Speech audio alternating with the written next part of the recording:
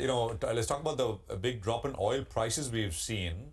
And Peter McGuire is now joining us, CEO at Exim Australia. Peter, good morning. Good to have you on the program as always. Thanks very much.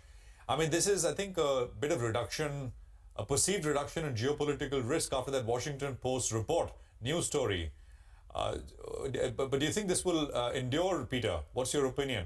Demand and maybe at the margin, demand perhaps will improve with China trying to do things, but it's not been a great environment demand-wise as well. I mean, the largest private sector oil and gas company, Reliance, reported numbers yesterday here in India, both on the oil and gas side and the petrochemical side as well, downstream.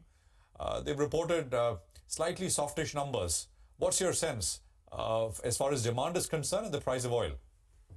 Well, good morning, Prashant. I mean, when you're looking at it, it's been very whipsawing and it's been incredibly tight, but also it's offered fairly good bandwidth as far as opportunity when that geopolitical premium was built in. And I feel as though it has been fairly much stripped out due to the no action in the sense of the Iran situation with Israel. So while that's backed out, it's always bubbling away that can be reignited into price very, very quickly. But the market is the market and it's down fairly well. And it's been a big correction to the downside. So that has certainly been stripped out. I hear what you're saying as far as the Reliance numbers, the China situation. There's plenty of oil. That's the first part of the journey. The second part is it'll stay at these sort of numbers if you don't see anything as far as weather outages and something to happen in the Gulf of Mexico or the Gulf of Hormuz, naturally, with geopolitical. If that was to re-engage, then prices would ratchet up quickly, as we've seen. But at the moment, it's certainly subdued and a stronger US dollar. Hi, Peter. Great to have you on the show today. So there's obviously geopolitics on one hand and China on the other, right? And in between, we had OPEC slashing the demand forecast this year and next year.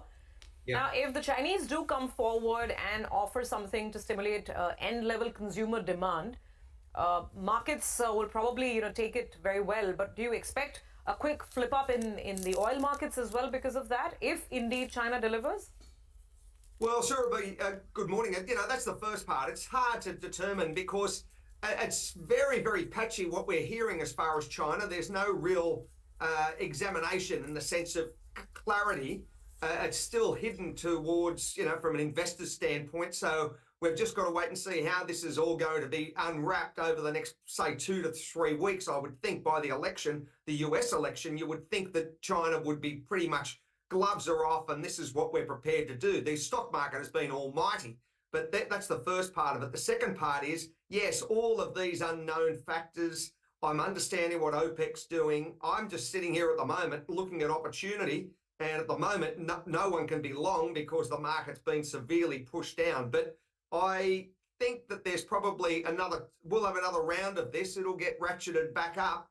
And maybe you've got the big hedge funds playing with it as well as far as opportunity. Okay, all right. Peter, always good to hear your thoughts. Short but crisp discussion this morning. Looking forward to having a chat with you in the days to come.